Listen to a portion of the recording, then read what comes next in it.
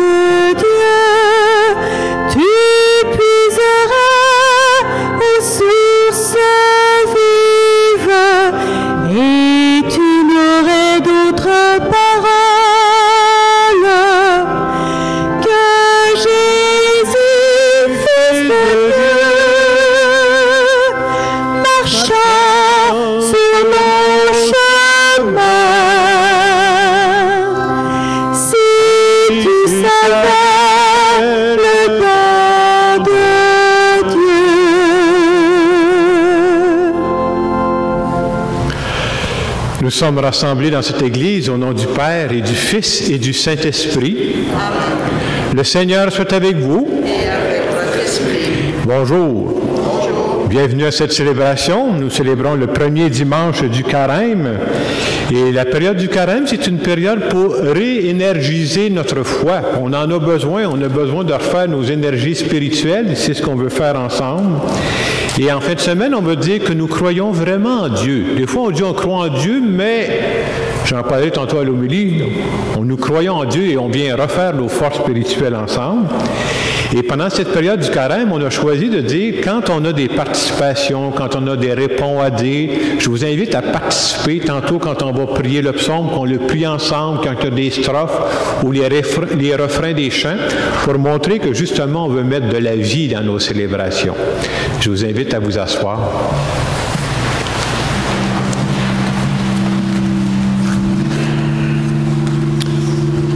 Au tout début de cette célébration, prenons quelques instants pour nous recueillir, quelques instants pour nous rappeler que Dieu est avec nous et qu'il veut nous parler.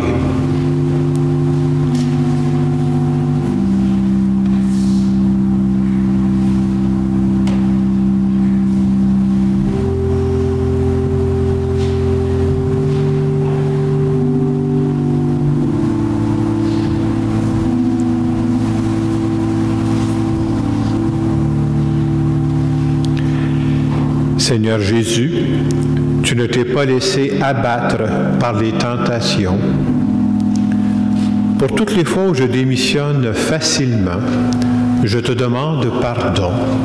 Seigneur, prends pitié. Seigneur Jésus, tu as fait confiance à ton Père, même dans les moments difficiles. Pour toutes les fois où ma confiance à moi est fragile, je te demande pardon. Ô Christ, prends pitié. Seigneur Jésus, tu n'as jamais douté de l'amour de ton Père. Pour toutes les fois où je doute de ton amour pour moi, Seigneur, je te demande pardon. Seigneur, prends pitié. Que ce Dieu qui nous aime et qui nous accompagne, qu'il nous bénisse. Le Père, le Fils et le Saint-Esprit. Amen.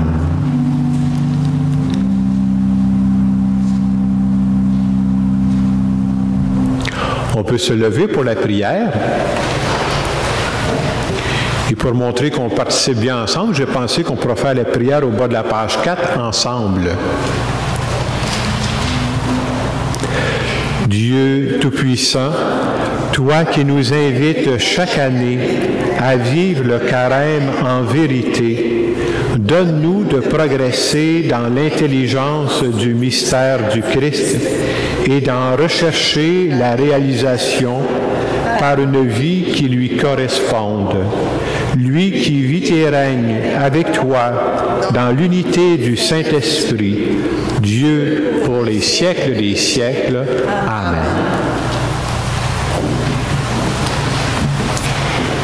Lecture du livre de la Genèse. Le Seigneur Dieu modéla l'homme avec la poussière tirée du sol. Il insuffla dans ses narines le souffle de vie, et l'homme devient un être vivant. Le Seigneur Dieu planta un jardin en Éden, à l'Orient, et y plaça l'homme qu'il avait modelé. Le Seigneur Dieu fit pousser du sol toutes sortes d'arbres à l'aspect désirable et aux fruits savoureux. Il y avait aussi l'arbre de la vie au milieu du jardin et l'arbre de la connaissance du bien et du mal. Or, le serpent était le plus rusé de tous les animaux des champs que le Seigneur Dieu avait fait. Il dit à la femme, « Alors, Dieu vous a vraiment dit, vous ne mangerez d'aucun arbre du jardin? » La femme répondit au serpent, « Nous mangeons les fruits des arbres du jardin, mais pour le fruit de l'arbre qui est au milieu du jardin, Dieu a dit, « Vous n'en mangerez pas, vous n'y toucherez pas, sinon vous mourrez. » Le serpent dit à la femme, « Pas du tout, vous ne mourrez pas, mais Dieu sait que le jour où vous en mangerez, vos yeux s'ouvriront et vous serez comme des dieux, connaissant le bien et le mal. » La femme s'aperçut que le fruit de l'arbre devait être savoureux, qu'il était agréable à regarder et qu'il était désirable, cet arbre, puisqu'il donnait l'intelligence. Elle prit de son fruit et en mangea. Elle en donna aussi à son mari et il en mangea. Alors leurs yeux à tous deux s'ouvrirent et ils se rendirent compte qu'ils étaient nus. Parole du Seigneur.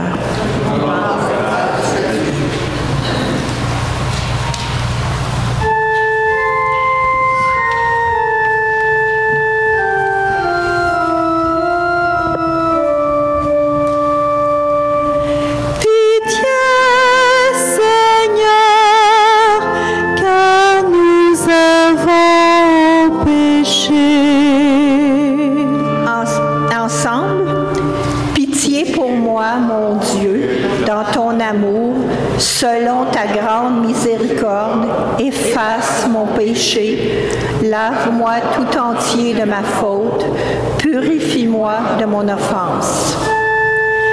Pitié, Seigneur, car nous avons péché.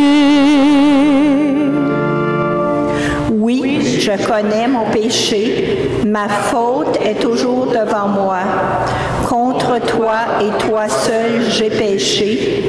Ce qui est mal à tes yeux, je l'ai fait. Pitié, Seigneur,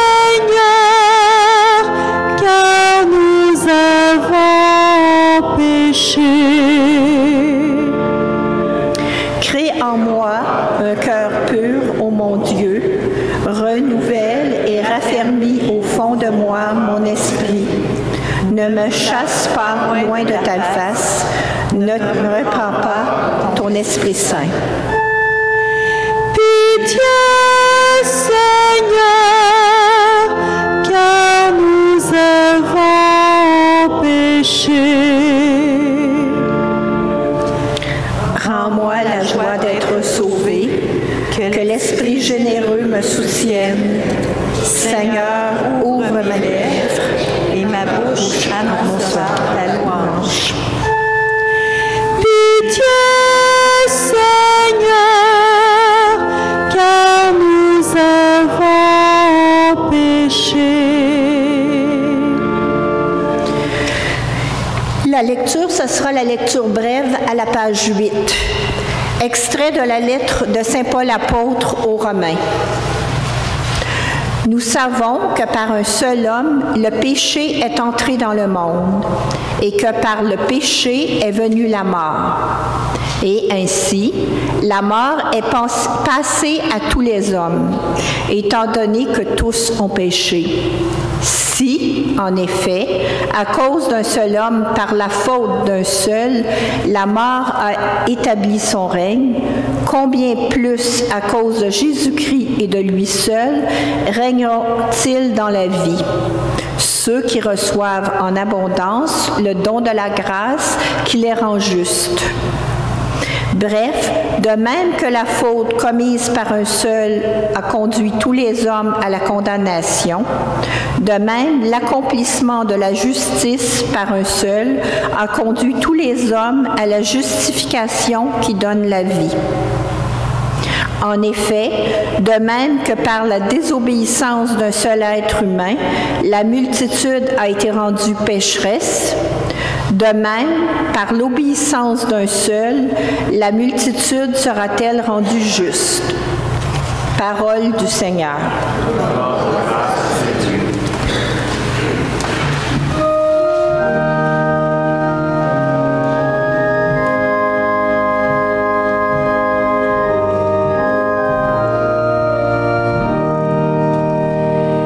Ta parole, Seigneur, est vérité,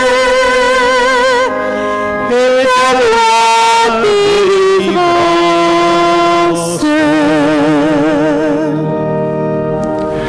L'homme ne vit pas seulement de pain, mais de toute parole qui sort de la bouche de Dieu. Ta parole, Seigneur, est vérité, et ta loi délivrance.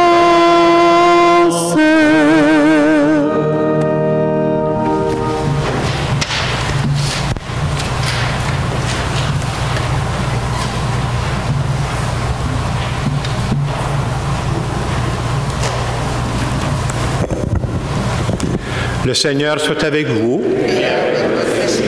Évangile de Jésus-Christ selon saint Matthieu.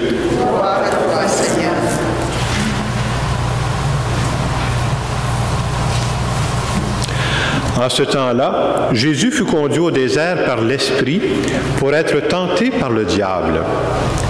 Après avoir jeûné pendant 40 jours et 40 nuits, il eut faim. Le tentateur s'approcha et lui dit: « Si tu es fils de Dieu, ordonne que ces pierres deviennent des pains. » Mais Jésus répondit: « Il est écrit, l'homme ne vit pas seulement de pain, mais de toute parole qui sort de la bouche de Dieu. » Alors le diable l'amène à la ville sainte, le place au sommet du temple et lui dit: « Si tu es fils de Dieu, jette-toi en bas, car il est écrit, il donnera pour toi des ordres à ses anges, et ils te porteront sur leurs mains, de peur que ton pied ne heurte une pierre. » Jésus lui déclara: « Il est encore écrit, tu ne mettras pas à l'épreuve le Seigneur ton Dieu. » Le diable l'amène encore sur une haute montagne et lui montre tous les royaumes du monde et leur gloire. Il lui dit: « Tout cela, je te le donnerai, si, tombant à mes pieds, tu te prosternes devant moi. » Alors Jésus lui dit: « Arrière, Satan, car il est écrit, c'est le Seigneur ton Dieu que tu adoreras, à lui seul tu rendras un culte. » Alors le diable le quitte, et voici que des anges s'approchèrent et ils le servaient. Acclamons la parole de Dieu.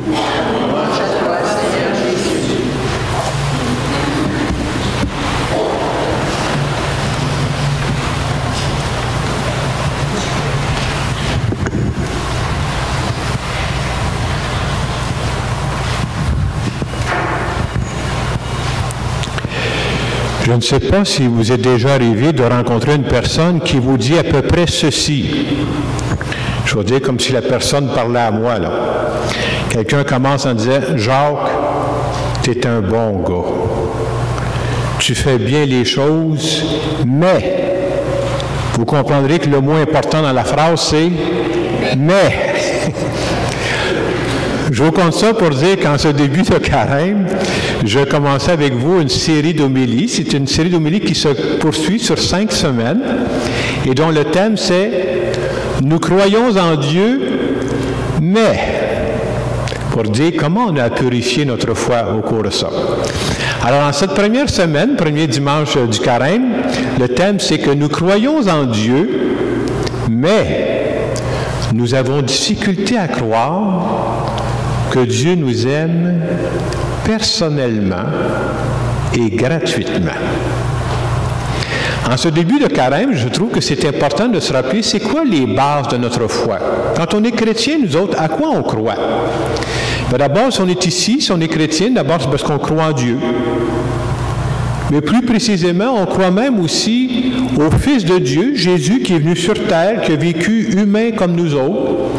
On croit qu'il a donné sa vie par amour pour nous autres, qui est mort sur une croix.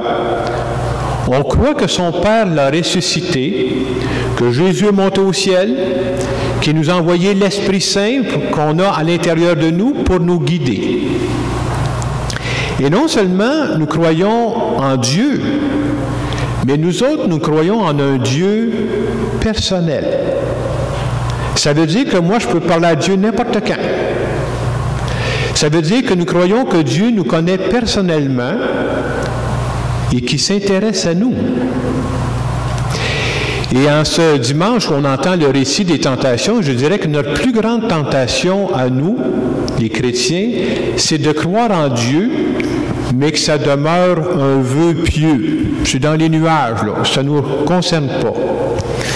Alors que croire en Dieu, c'est beaucoup plus précis que ça, là.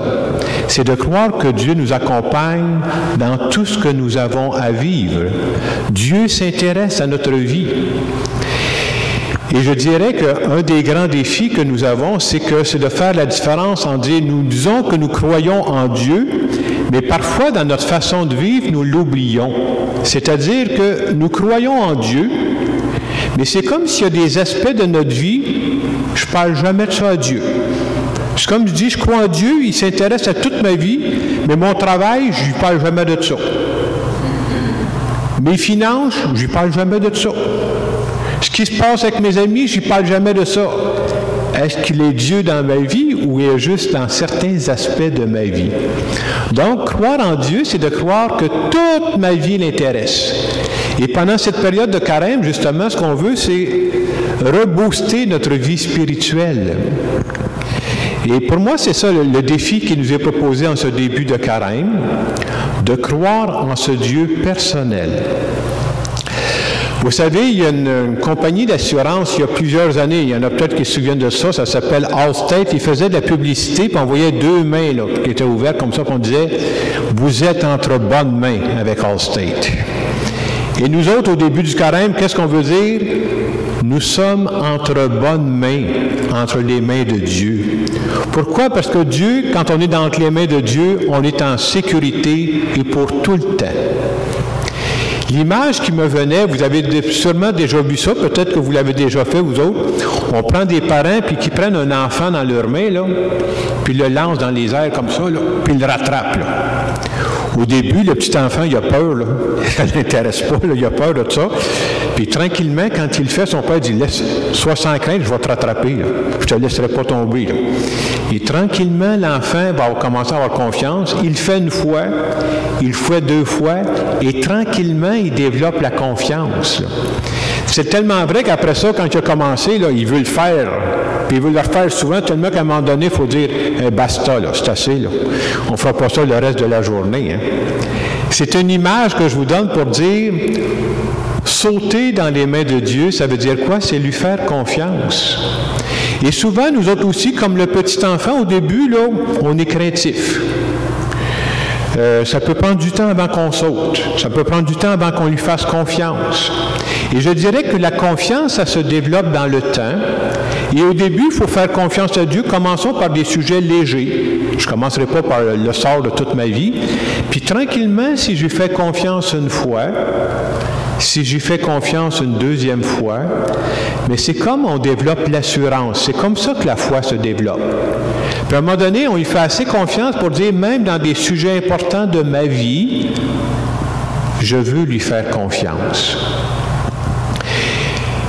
Être chrétien, c'est d'apprendre à faire confiance à Dieu dans toutes les situations de la vie.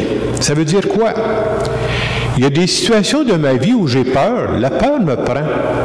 Être capable de dire à Dieu, là, je crois vraiment que tu m'aimes et que je peux compter sur toi. D'autres fois dans ma vie, je fais face à des problèmes où je ne vois pas la solution. J'ai beau chercher, là, je n'en vois pas de solution. Faire croire à Dieu, c'est d'être capable de lui dire dans ces circonstances-là aussi, « Seigneur, je crois vraiment que tu m'aimes et que je peux compter sur toi. » D'autres fois, dans notre vie, il y a des décisions importantes à prendre. C'est un changement important dans notre vie. Et quand je prends cette décision-là importante, être capable de dire à Dieu, « Seigneur, je crois vraiment que tu m'aimes là et que je peux compter sur toi. » Donc, vous voyez tout ce passage qu'on a à vivre en différentes circonstances pour faire confiance à Dieu. Faire confiance à Dieu parce que parfois les doutes nous prennent. Faire confiance à Dieu parce que des fois on dit, est-ce que je peux y faire confiance? Parce que Dieu, quand il regarde ma vie, moi j'ai fait des erreurs, hein? Puis est-ce que Dieu peut aimer quelqu'un qui n'a pas une vie parfaite comme moi? Ben oui, ça n'existe pas des gens qui ont une vie parfaite. Dieu nous aime comme ça. Et parfois, on est porté à douter aussi parce qu'il nous arrive un coup dur, il nous arrive un malheur, puis je dis, est-ce que Dieu, ben voilà, s'il m'arrive un malheur, ça doit être que Dieu ne m'aime pas, là. Vous voyez, on est porté à attribuer à Dieu des choses comme ça. Et c'est pour ça que je me suis dit, en ce dimanche, on parle des tentations, notre plus grande tentation à nous, c'est de douter de l'amour de Dieu. Le jour où on croit à l'amour de Dieu, qui nous aime personnellement, ça change le paysage. Est-ce que ça se développe d'une façon instantanée? Non, non, ça demande du temps pour développer cette confiance-là. Et pendant ce temps du carême, d'une façon spéciale, je veux dire à Dieu, moi, je veux développer cette confiance-là en toi. Je vais développer cette conviction que quoi qu'il arrive dans ma vie, je pourrai toujours compter sur toi. En terminant cette homélie toute simple, j'aimerais faire une prière en notre nom à tous.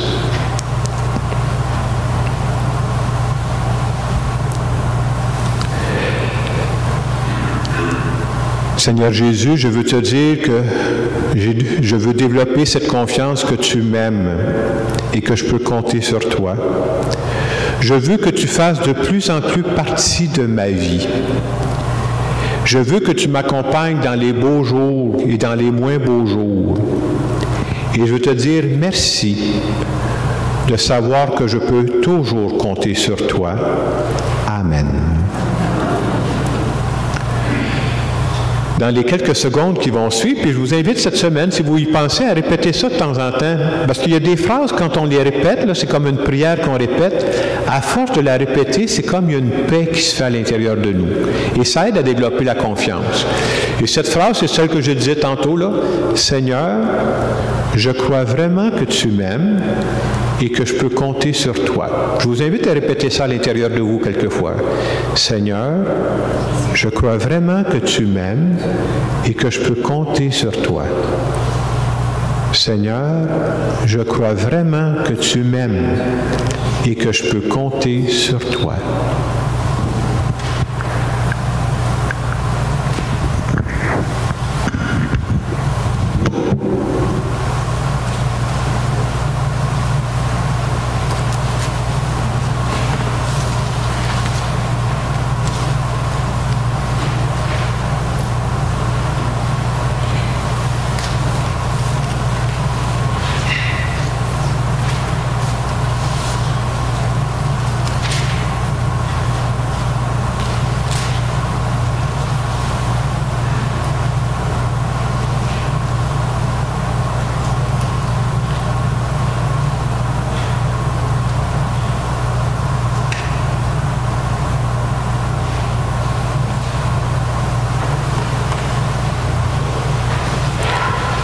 Nous allons maintenant redire notre foi.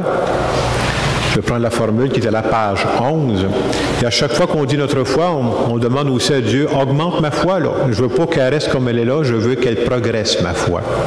Alors tous ensemble, je crois en Dieu, le Père Tout-Puissant, Créateur du ciel et de la terre, et en Jésus-Christ, son Fils unique, notre Seigneur, qui a été conçu du Saint-Esprit, est né de la Vierge Marie, a souffert sous Ponce Pilate, a été crucifié, est mort et a été enseveli, est descendu aux enfers, Le troisième jour est ressuscité des morts, est monté aux cieux, est assis à la droite de Dieu le Père Tout-Puissant, d'où il viendra juger les vivants et les morts. Je crois en l'Esprit Saint, à la Sainte Église catholique, à la communion des saints, à la rémission des péchés, à la résurrection de la chair, à la vie éternelle. Amen. Je vous invite à vous asseoir.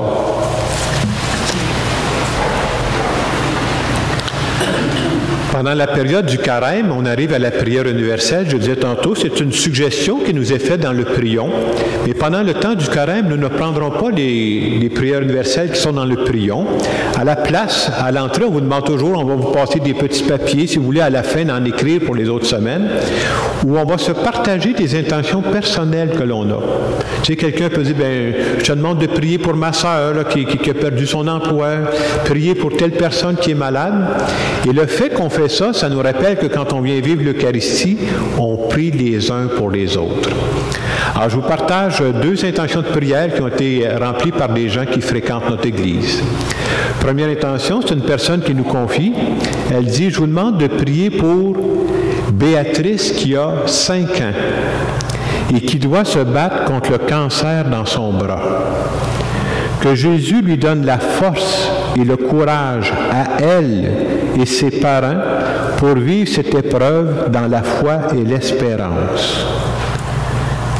Oui, il faut prier pour elle, mais c'est vrai, il faut prier pour les gens qui l'accompagnent aussi. Hein? Seigneur, nous te prions.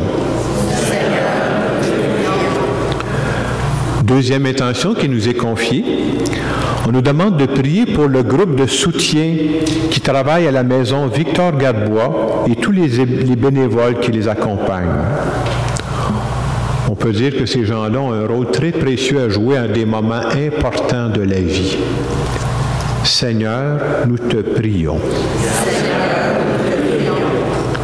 Alors, je vous invite peut-être à la sortie de l'Église de nous partager d'autres intentions que vous portez aussi. Nous allons maintenant continuer notre célébration.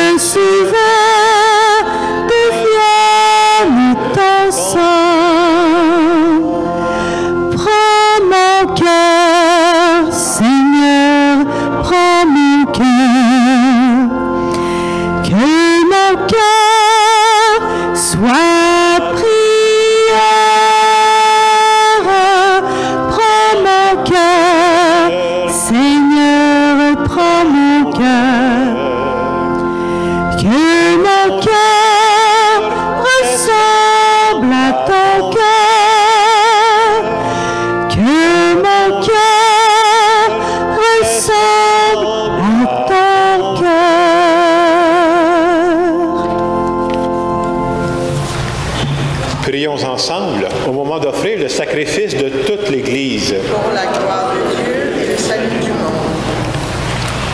Alors que nous célébrons les débuts de ce temps très saint, nous te prions, Seigneur, fais que nos cœurs correspondent vraiment aux offrandes que nous allons présenter par le Christ, notre Seigneur. Le Seigneur soit avec vous. Et avec votre esprit. Élevons notre cœur. Nous le tournons vers le Seigneur. Rendons grâce au Seigneur notre Dieu. Cela est juste et bon. Vraiment, il est juste et bon pour ta gloire et notre salut de t'offrir notre action de grâce toujours et en tout lieu, Seigneur Père très saint, Dieu éternel et tout-puissant, par le Christ notre Seigneur. En jeûnant 40 jours au désert, il consacrait le temps du carême. Lorsqu'il déjouait les pièges du tentateur des origines, il nous apprenait à écarter le ferment du mal. Ainsi pourrons-nous célébrer dignement le mystère pascal et enfin passer à la Pâque éternelle. C'est pourquoi, avec la multitude des anges et des saints, nous chantons l'hymne de ta gloire et sans fin nous proclamons.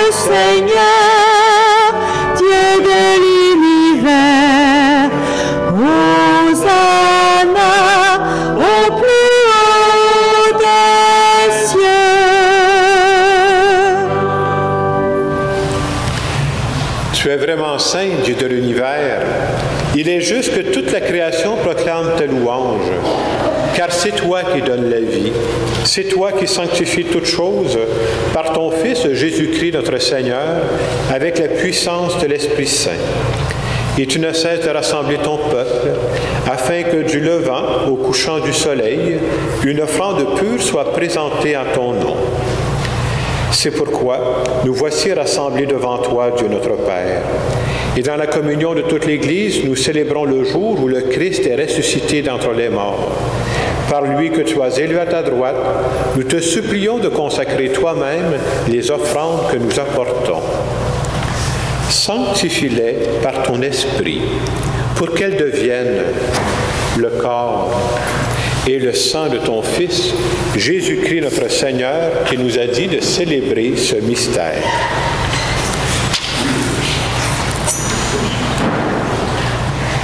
La nuit même où il fut livré, il prit le pain. Et en te rendant grâce, il dit la bénédiction.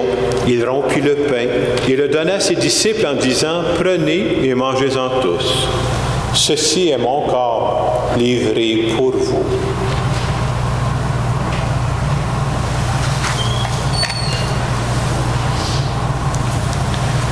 De même, après le repas, il prit la coupe.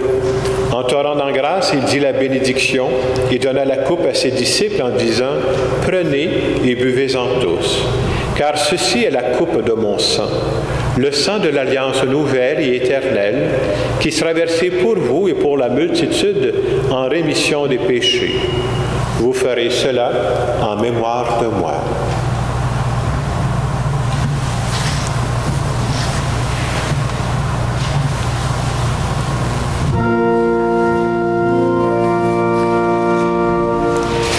Christ est venu,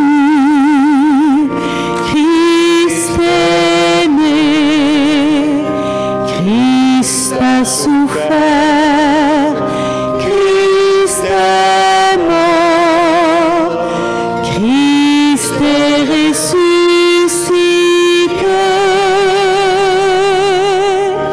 Christ est vivant, Christ reviendra. Christ est là. Christ reviendra.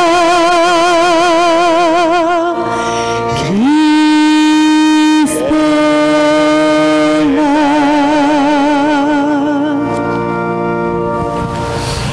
En faisant ici mémoire de ton Fils, de sa passion qui nous sauve, de sa glorieuse résurrection et de son ascension dans le ciel, alors que nous attendons son dernier avènement, nous t'offrons, Seigneur, en action de grâce, ce sacrifice vivant et saint. Regarde, nous t'en prions, l'oblation de ton Église, et daigne reconnaître ton Fils qui, selon ta volonté, s'est offert en sacrifice pour nous réconcilier avec toi. Quand nous serons nourris de son corps et de son sang et remplis de l'Esprit Saint, accorde-nous d'être un seul corps et un seul esprit dans le Christ. Que l'Esprit Saint fasse de nous une éternelle offrande à ta gloire, pour que nous obtenions un jour l'héritage promis avec tes élus, en premier lieu la bienheureuse Vierge Marie, Mère de Dieu, avec Saint Joseph, son époux, les bienheureux apôtres, les glorieux martyrs, Saint Hilaire et tous les saints qui ne cessent d'intercéder auprès de toi et nous assurent de ton secours. Et maintenant, nous te supplions, Seigneur, par le sacrifice qui nous réconcilie avec toi, étends au monde entier le salut et la paix.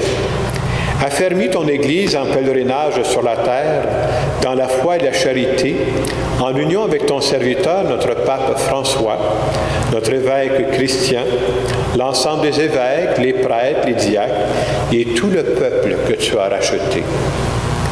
Écoute en ta bonté les prières de ta famille que tu as voulu rassembler devant toi. Dans ta miséricorde, ramène à toi, Père très aimant, tous tes enfants dispersés. Pour nos frères et sœurs défunts, et pour tous ceux qui ont quitté ce monde et trouvent grâce devant toi, nous te prions. Et aujourd'hui, nous prions en particulier pour l'abbé Aurel Beauregard et pour Yolande Leduc. En ta bienveillance, accueille nos défunts dans ton royaume, où nous espérons être comblés de ta gloire, tous ensemble pour l'éternité, par le Christ notre Seigneur, par qui tu donnes au monde toute grâce et tout bien. Par lui, avec lui et en lui, à toi, Dieu le Père Tout-Puissant, dans l'unité du Saint-Esprit, tout honneur et toute gloire pour les siècles des siècles. Amen. En priant notre Père, on veut dire à Dieu qu'on croit en lui, mais on veut augmenter notre foi. Puis je pense que quand on se met ensemble à prier, ça nous aide à grandir dans la foi. C'est pour ça qu'on prie ensemble aujourd'hui. Notre Père qui es aux cieux, que ton nom soit sanctifié, que ton règne vienne, que ta volonté soit faite sur la terre comme au ciel. Donne-nous aujourd'hui notre pain de ce jour. Pardonne-nous nos offenses, comme nous pardonnons aussi à ceux qui nous ont offensés, et ne nous laisse pas entrer en tentation, mais délivre-nous du mal. Délivre-nous de tout mal, Seigneur, et donne la paix à notre temps. Soutenus par ta miséricorde, nous serons libérés de tout péché, à l'abri de toute épreuve, nous qui attendons que se réalise cette bienheureuse espérance, l'avènement de Jésus-Christ, notre Sauveur. Car c'est à toi qu'appartiennent le règne, la puissance et la gloire, pour les siècles des siècles.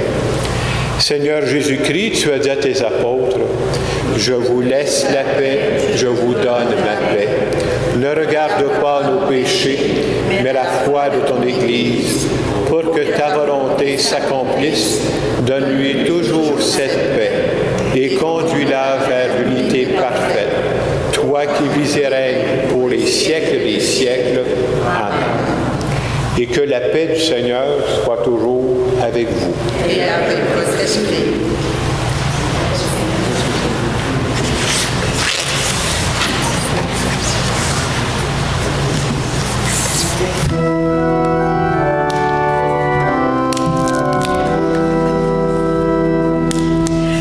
Agneau de Dieu qui prend nos péchés, agneau de Dieu qui prend nos péchés, tu donnes joie au monde, joie, tu donnes joie au monde.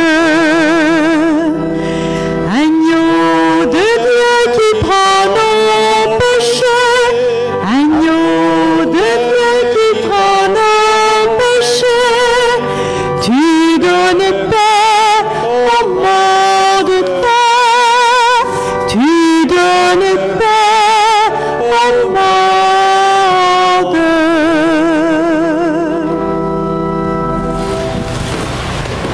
Voici l'agneau de Dieu. Voici celui qui enlève les péchés du monde. Heureux, heureuses les invités au repas des noces de l'agneau. Seigneur, je ne suis pas digne de te recevoir, mais dis seulement une parole et je serai guéri.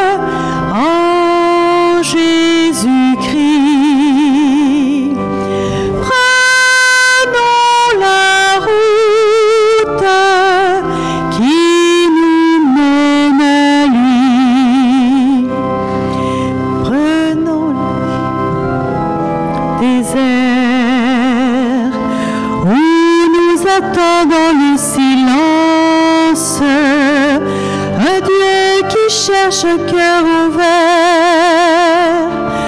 pour lui offrir son alliance, car au désert tout recommence,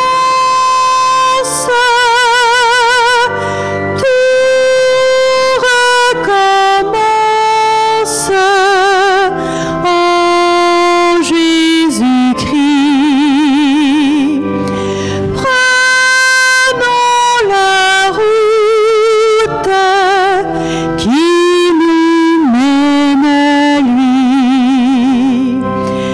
Prenons la route de nos cœurs, où nous attendons la droiture. Jésus qui vient en bâtisseur, y faire un temple à sa mesure,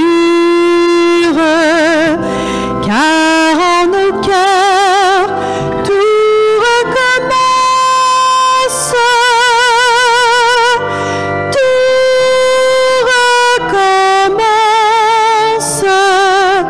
en Jésus-Christ. Prenons la route qui nous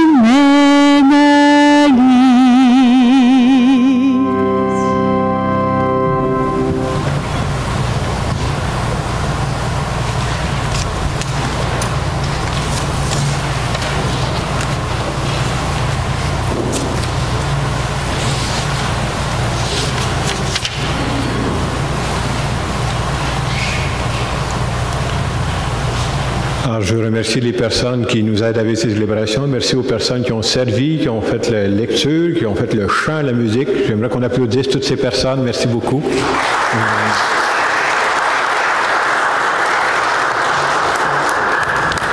Je vous rappelle que pendant cette période de carême, on a pensé à organiser ce qu'on appelle les mercredis du carême. On a commencé avec le mercredi décembre, le mercredi passé. Et comme on a choisi 5 mercredis, on fait le tour des 5 églises dans notre unité. La semaine passée, on était à Sainte-Maria-Goretti. La semaine prochaine, 1er mars au soir, mercredi, ça sera ici à l'église Saint-Hilaire. Et ce qu'on va faire pendant cette semaine-là, on va se présenter, les membres de l'équipe pastorale. Alors, mercredi qui vient, on est 2. Martine Ravon, qui est chargée de pastorale, et moi-même. On va compter un peu les différentes étapes de notre vie. Je vais compter un peu ma vie. Puis de dire comment, à travers les expériences humaines que j'ai vécues, comment ça a développé l'aspect spirituel, pour montrer que c'est pas séparé, ces deux affaires-là. Là. On fait des expériences, puis ces expériences-là nous font grandir dans la foi. Alors, ce sera mercredi soir à 7h, ici, dans l'église. Puis, il y aura aussi Jean-Guy Piché sera là avec Roland Drainville pour mettre des chants à travers ça, pour que ça soit vécu dans la joie et dans l'amour. Alors, mercredi soir prochain.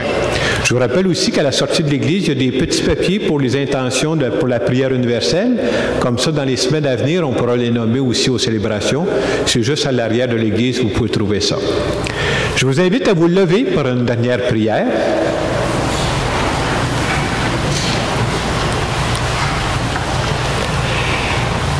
Restauré par le pain du ciel qui nourrit la foi, stimule l'espérance et fortifie la charité, nous t'en prions, Seigneur.